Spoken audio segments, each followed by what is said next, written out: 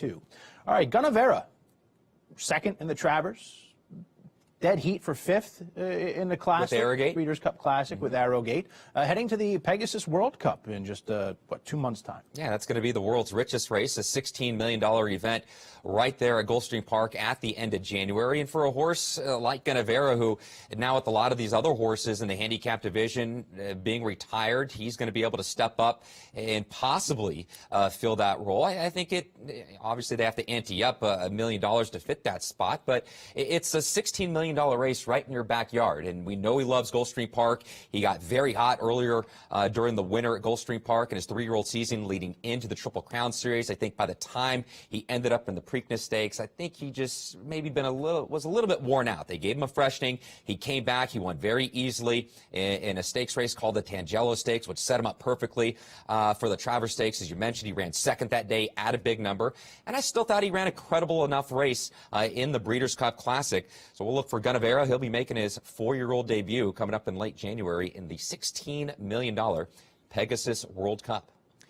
Abel Tasman and more Spirit getting some time off. Abel Tasman going to get about 30 days or so just to kind of get freshened up, and more Spirit sent to the farm in Kentucky, sent to a farm in Kentucky just to get some time off and kind of regroup. His only start since winning the Met Mile was that effort in the Dirt Mile where he took a lot of play and he didn't really show up. Yeah, he was coming off a very long layoff, one of the longer layoffs of notable horses that were coming in to the Breeders' Cup on November 3rd, November 4th at Del Mar. But beginning with Abel Tasman, she was second at the Cotillion Stakes prior to her second-place finish in the Breeders' Cup Distaff. You'd have to certainly think that she is probably one of the maybe the leading contender to take home the Eclipse Award for champion 3-year-old filly. So glad that we'll see Abel Tasman on the racetrack as a 4-year-old next year for Bob Baffert. And then more Spirit. He was probably one of the more disappointing performances on Breeders' Cup Friday, considering just how much money he took. He was coming off that big 117 buyer in the Met Mile. It just didn't have it on the afternoon. And Bob Baffert saying it seems like it's more mental with him. He'll go to the farm. He'll be freshened up. But at least as of right now, looks like more Spirit expected to come back to the races next year as well.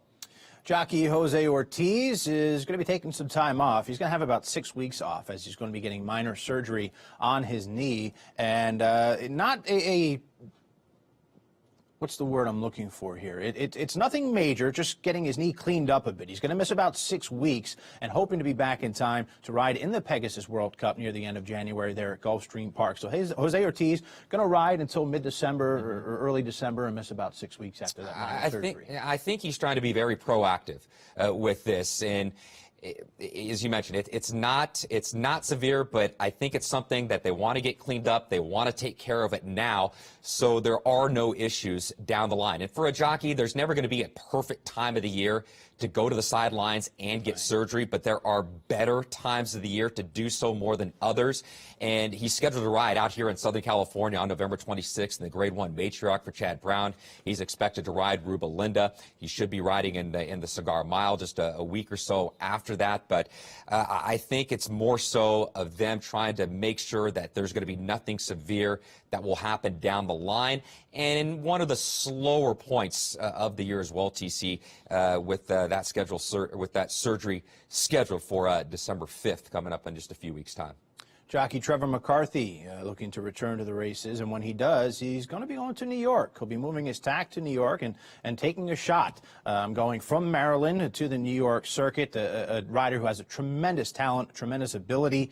He went down in a spill at Monmouth Park back in May, and he's been out since then. But when he does come back to the races, going to New York full time, and he's got a lot of talent, Joaquin. He can certainly make it work. Yeah, his agent will be Steve Rushing, who also represents jockey Irad Ortiz. Steve Rushing has experience with bringing in Maryland riders to the New York circuit with Edgar Prado and Ramon Dominguez. And you'd have to think it's going to be a good time for Trevor McCarthy to go ahead and make this transition, because you'll have a lot of the big boys that will be packing up their tack and going south for the winter in Florida. Seems like it would be a good opportunity for Trevor McCarthy to get some business and try his hand out and see how he fares on the NYRA circuit. In race number 4 at Aqueduct, the 5-2 favorite is Rain on the Dune. That's a daughter of Frankel. We're going to be seeing the rider of Frankel at Golden Gate Fields, moving his tack to the U.S. and trying out things here in California, although a few hours north of us at Golden Gate Fields. And if things work out, it could be a permanent move. Yeah, it's sort of an interesting move, to say the least, that the 33-year-old Irish native, Tom Quealy, is going to be moving his tack to Northern California at Golden Gate Fields. We'll have to wait and see if this will be a permanent move, but he is going to be riding at Golden Gate Fields starting starting today. He's been working horses for the past couple of weeks, and I'm still trying to figure out why Northern California. Why would it not be Kentucky? Why would it not be the winter in Florida? Why would it not be New York? Maybe even Southern California.